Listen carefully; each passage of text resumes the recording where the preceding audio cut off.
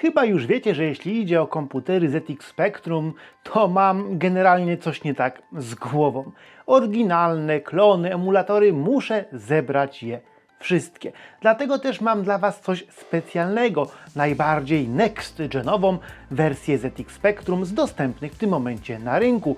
Mowa tutaj, jak już się domyślacie, o ZX Spectrum Next, a dokładnie o NGO.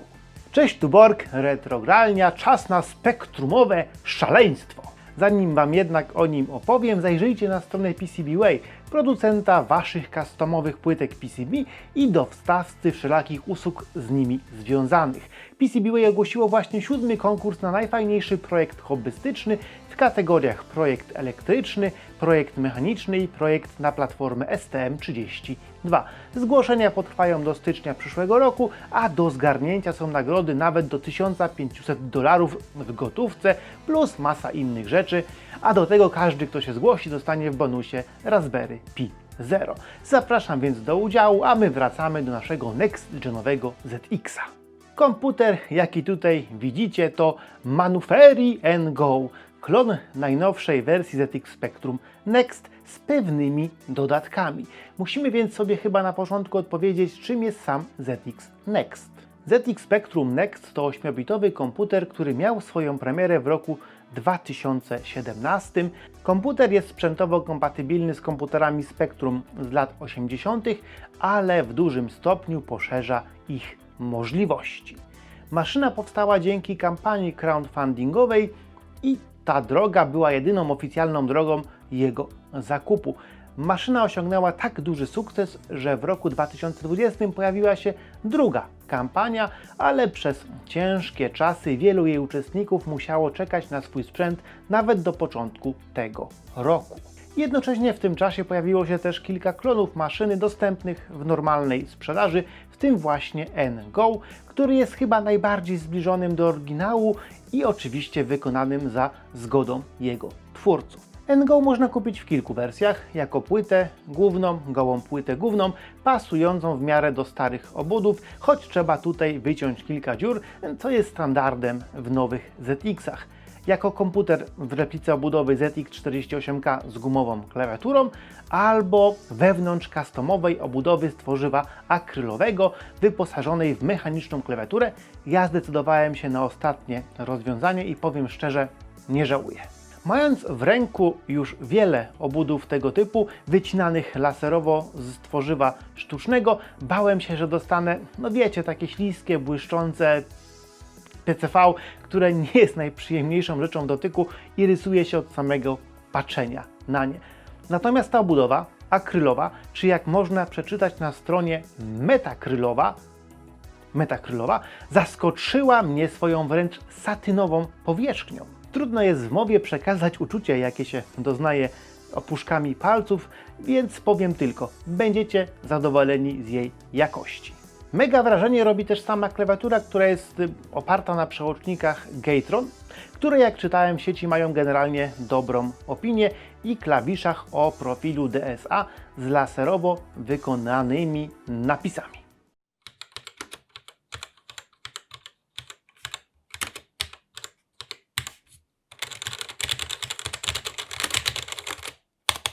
Oczywiście w tym momencie jest to prawdopodobnie najlepsza klawiatura, jaką mam w domu, wliczając w to gamingowe klawiatury, na jakich łupie Flowersik, a ona, jak wiecie, jest prograczką. Jak już sobie oglądamy obudowę, to przyjrzyjmy się jej do końca. Z przodu mamy dwa porty joysticka, w tej wersji obudowy oba są po lewej stronie, ale dodatkowe złącza na płycie głównej pozwalają na ich umiejscowienie z prawej strony, co jest wykorzystywane przy używaniu oryginalnych obudów, czy raczej replik oryginalnych obudów. Z lewej strony na środku jest port na kartę SD potrzebną do pracy komputera.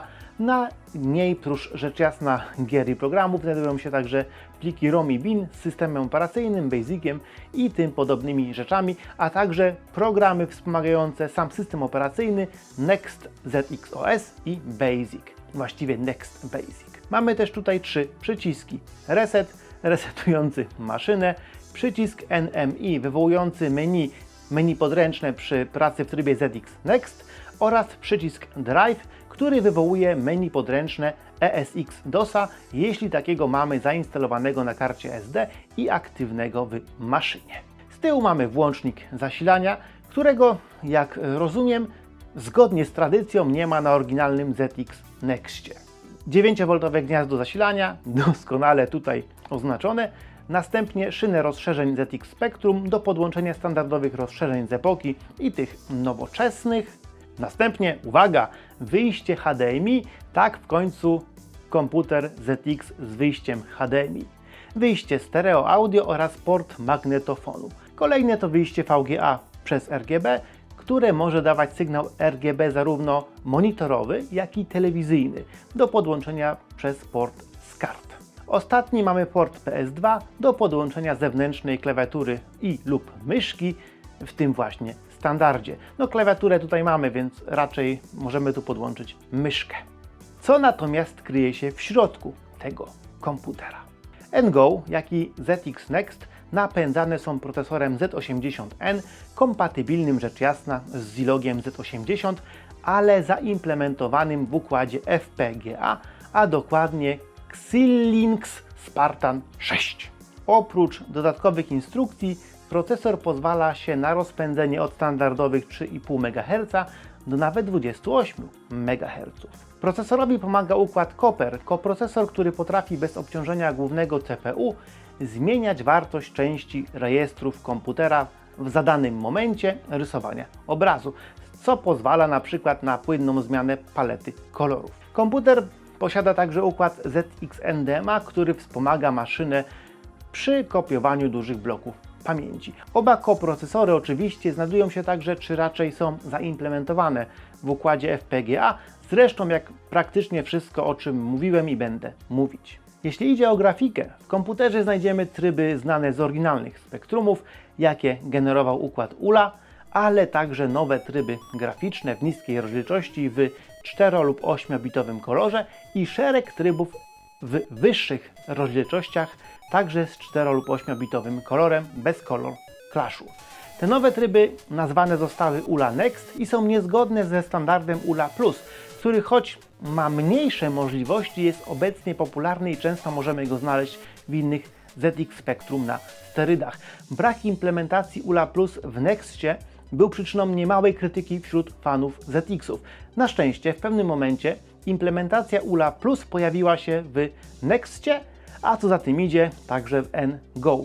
Ale przyznam się szczerze, że gdybym aktywnie nie szukał o tym informacji i nie znalazł jej w jednym poście na jakimś forum sprzed 3 lat, to bym do tej pory myślał, że tego ULA Plus w tym komputerze nie ma.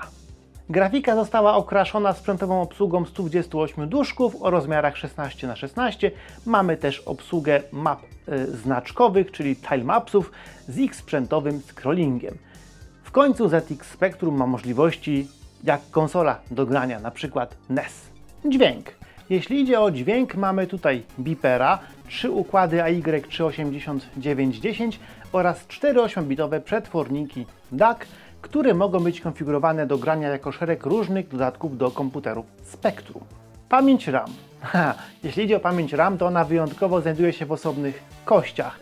ZX Next miał jej 1 MB z możliwością rozszerzenia do 2 MB. W NGO mamy od razu wlotowane w płytę pełne 2 MB. Nośnikiem pamięci nieulotnej jest karta SD, która może być wykorzystywana w przeróżny sposób. Na płycie Nexta znajdziemy jeszcze 3 porty. Na moduł zegara czasu rzeczywistego, który w NGO jest od razu wbudowany, stąd podtrzymująca go bateria. Na moduł Wi-Fi, który jest po prostu popularną płytką ESP01 i umożliwia łączenie się z siecią, choć nie wiem, czy coś sensownego to wykorzystuje. Ostatni port pozwala na podłączenie mikrokontrolera Pi0 jako dodatkowego akceleratora, który pozwala głównie na używanie spakowanych plików TZX z Nextem, co nie jest normalnie możliwe, oraz kilka innych bajerów, z których pewnie nigdy nie skorzystacie. Jako że zarówno Wi-Fi, jak i Pi to tylko bajery, nie kupiłem ich, zresztą po co, można je zawsze dokupić w dowolnym sklepie z elektroniką. A znalazłem jeszcze informację, że płyta NGO, oprócz tego, że ma włącznik zasilania, jest także lepiej zabezpieczona przed przepięciami niż oryginalny Next. Dobra, może przejdźmy do tego, jak działa ten komputer sam w sobie. Po podłączeniu zasilania i kabla HDMI lub RGB, przy pierwszym uruchomieniu będziemy musieli potwierdzić, w jakim trybie graficznym i na którym wyjściu wideo, analogowym czy cyfrowym, chcemy działać. Można to oczywiście zmienić przy każdym starcie komputera. Następnie komputer uruchomi nam wybrany wcześniej rdzeń, którym standardowo jest ZX Spectrum Next. No właśnie, mamy tutaj taką incepcję. ZX Spectrum Next czy NGO to tak naprawdę maszyny oparte na FPGA, które mogą uruchamiać różne rdzenie. Gdzie przez rdzenie mam tutaj na myśli wsady do konfiguracji FPGA i reszty komputera, które pozwalają na uruchamianie różnych maszyn. Standardową maszyną na ZX Spectrum Next jest ZX Spectrum Next i o tej konfiguracji i jej możliwościach Wam opowiadałem. Jednak w dystrybucji na karcie SD znajduje się długa lista innych modeli spektrumów, także maszyn takich jak ZX8081, Timex czy Pentagon 128K. Ja dzisiaj opowiadam Wam o samym Nexcie, ale jak widzicie, lista ta jest długa. Prawda jest taka, że na ZX Next możemy odpalić liczne maszyny niezwiązane w ogóle z ZX-em. Ładując tutaj nieoficjalne rdzenie, możemy odpalić NES-a, MSX-a, Atari 2600, Amstrada CPC i inne, ale to jest temat na inny odcinek. Tak samo jak osobnym tematem jest to, że konkretnie NGO jest maszyną, można powiedzieć, dwusystemową. Posiada bowiem z tyłu mały przełącznik, tam obok portu rozszerzeń, który pozwala przełączyć ją z trybu działania jako ZX Next na tryb działania ZX DOS. A ZX DOS to inna niezależna implementacja ZX-a na płytkach FPGA, która jest podobno jakąś pochodną, czy raczej wersją innego komputera FPGA ZX Uno. Niestety tutaj to mi już pęka głowa. W każdym razie mamy tutaj też drugą, zupełnie niezależną maszynę. Kiedyś na pewno będę musiał ten temat zbadać. Na razie zworkę pozostawiam na pozycji ZX Next. No i wracając do NGO działającego w trybie Spectrum Next, odpalającego Spectrum Next. Po starcie, takim ostatecznym starcie komputera, przywita nas dość przyjazne menu Next ZX OS, w którym na pewno naszą uwagę przyciągnie browser, który to pozwala na proste, intuicyjne uruchamianie gier i programów praktycznie niczym z menu jakiegoś emulatora. Pamiętajmy jednak, że tutaj to, co widzimy, działa cały czas na komputerze 8-bitowym. Menu to zawsze pojawia się po wciśnięciu przycisku Reset z boku komputera.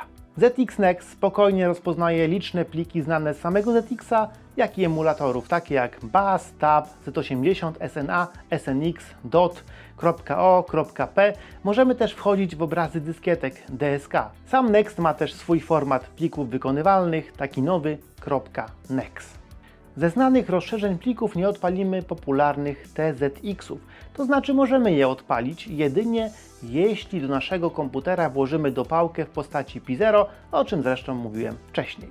Nierozpoznawalne są również obrazy dyskietkowe SCL i TRD, chociaż w tym przypadku nie jest to duży problem, bo chociaż nie rozpoznaje ich rdzeń ZX Next, to możemy bez problemu odpalić sobie inny rdzeń, normalnego Spectruma czy Pentagona i po wgraniu na kartę SD systemu ESX-DOS odpalić te pliki, tak samo jakbyśmy mieli komputer ZX Spectrum z dodatkowym urządzeniem DIV-MMC, ponieważ urządzenie to jest poniekąd wbudowane we wszystkie rdzenie, tylko musimy sobie trochę jak to w klasycznych sprzętach przygotować pod to kartę SD. Nie chcę wchodzić w tym filmie jakoś mocno w szczegóły techniczne, ale przy wyborze startującego rdzenia mamy też masę opcji konfiguracyjnych. Sporo też możemy zmienić podczas działania maszyny przez menu, które wyskoczy nam po wciśnięciu przycisku NMI. Zagłębienie się w sam system i opcje, jakie daje nam sam jeden rdzeń ZX Next, to temat zdecydowanie na osobny, duży odcinek. Tak samo jak takim tematem jest odpalanie innych rdzeni spektrumowych, a później tych nieoficjalnych rdzeni i tak dalej, i tak dalej. Dlatego jeśli idzie o technikalia, to na dzisiaj już skończę. Ale muszę jednak poruszyć inny temat. Za ile, dla kogo i czy warto? Po pierwsze, cena. Ja kupiłem ten egzemplarz na stronie producenta bezpośrednio, płacąc za niego 245 euro. Z przesyłką wyszło mi to około 1000 zł, 1200 zł. Za około 294 euro możecie kupić wersję z Wi-Fi i Pi-Zero, ale jak mówiłem, to chyba nie ma sensu. Goła płytka główna to 141 euro. W momencie, jak nagrywam ten materiał, czyli w piątek, maszyny te są dostępne od ręki. Co ciekawe, widziałem, że za 250 euro na innej stronie, w innym sklepie możemy kupić, choć akurat w tym momencie ich nie ma, ale będą, bo NGO jest generalnie dostępny, płytę z Wi-Fi w replice obudowy do gumiaka. U nas w Polsce za podobną kwotę możecie sobie kupić taki na wypasie zestaw ZX Spectrum Neo, czyli ZX Spectrum z Sisyphem 512, czy właściwie Sisypha 512, o którym Wam jakiś czas temu opowiadałem, z repliką pudełka, instrukcją, joystickiem i okablowaniem. Samą płytkę Sisypha można znaleźć za około 550 zł. A, małe wtrącenie. Do NGO nie ma dołączonej żadnej instrukcji. Na szczęście instrukcje do samego Nexta można znaleźć na sieci, ale na przykład informacje o działaniu tej płytki NGO w trybie ZX-DOS nie udało mi się nigdzie znaleźć. W ogóle nie mogłem nigdzie znaleźć praktycznie nic konkretnego o samej płytce NGO, nawet na stronie producenta. Zresztą podobnie jest o Nexcie, który niby ma stronę, ale informacje na niej są też bardzo niekompletne i często bardzo stare i jakoś mają się tak nijak do obecnego stanu rzeczy. Fakt, że projekty te nie są do końca open source'owe, powoduje, że trochę się tutaj chodzi po macku, jeśli chodzi o hardware. Z innych rzeczy, wspomniane przeze mnie w materiale przed chwilą ZX Uno, czyli inna implementacja ZX-a na FPGA, taki komputer kosteczka z klawiaturą na PS2, kosztuje około 500 zł, jak go dostaniecie. Natomiast taka uniwersalna maszyna FPGA, na której odpalicie klony komputerów i konsol praktycznie wszystkie do Nintendo 64 i PlayStation włącznie, Mister FPGA, w sensownej konfiguracji do ubiegłego tygodnia był to koszt około 2-3 tysięcy zł, ale pojawił się jego klon, który w wypasionej konfiguracji kosztuje teraz 800 zł i tak odpalicie na nim także samego ZX Nexta. Jeśli więc zależy nam konkretnie na nowych możliwościach Nexta i chcemy móc odpalać bazę nowych gier i demek, których co prawda w tym momencie nie ma jakoś dużo, chyba kilkadziesiąt, no ale to jest w końcu retro, to musimy się decydować na NGO.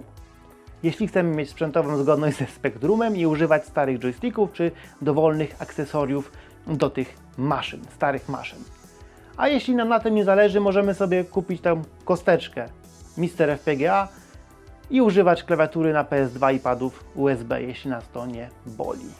Tylko bądźmy szczerzy, dla prawdziwych fanów Spectruma, takich hardkorowych, pewnie granie na kosteczce, choć jest do zaakceptowania, to będzie drugi wybór. Trudna decyzja jest tutaj pomiędzy Sisyphem 512 a Nextem w postaci tego NGO, bo samego Nexta, jak już mówiłem, nie dostaniecie w normalnej cenie, tylko za miliony monet z drugiej ręki. Sisyph 512 i Next są to maszyny o porównywalnych możliwościach, jeśli chodzi o stronę spektrumową. Przy czym na korzyść Sisypha przemawia jego super łatwość w użyciu i bycie bliższym oryginałowi. W końcu sporo jego podzespołów, wliczając ten najważniejszy procesor, a także układ dźwiękowy AY, to prawdziwe, oryginalne chipy, prawdziwe, oryginalne układy, a nie ich implementacja w FPGA czy CPLD. Choć gro rzeczy w Sisyphie CPLD implementuje. Natomiast NGO ma sumarycznie większe możliwości, zarówno dźwiękowe, czy implementowane AY, 4 DAC-i, jak i graficzne. Posiada zarówno możliwość działania w trybie ULA Next, jak i ULA Plus, która to oczywiście też znajduje się w Sisyphie. ULA Plus znajduje się w Sisyphie, ULA Next oczywiście nie. Do tego płytkę NGO można tak samo włożyć do oryginalnej obudowy, ale też kupić super fajną klawiaturą, jak ja to zrobiłem. No i co jest jeszcze mega ważne w dzisiejszych czasach? NGO ma port, Next ma port HDMI. Natomiast mam wrażenie, że czasami można się zagubić w gąszczu opcji Nexta, szczególnie przy zmianie maszyny na inne ZX-y, co w Sisyphie robi się z prostego menu, a w Next trzeba dojść do dość ukrytej opcji konfiguracyjnej. Jeśli więc nie wiecie, co tutaj na ten temat pomyśleć, to się Wam nie dziwię, możecie ze spokojem poczekać na kolejny film o NGO, w którym pokażę Wam po kolei, jak się go obsługuje. Taki wiecie, z godzinnym patrzeniem się na ekran z opcjami. I to myślę wszystko w tym momencie. Dziękuję Wam za wsparcie naszego kanału na Patronite i na YouTubie. Do tego wsparcia zapraszam. Zapraszam też do odwiedzenia naszego serwera Discordowego i widzimy się już niedługo. Pozdrawiam serdecznie, Borg Retrogralnia.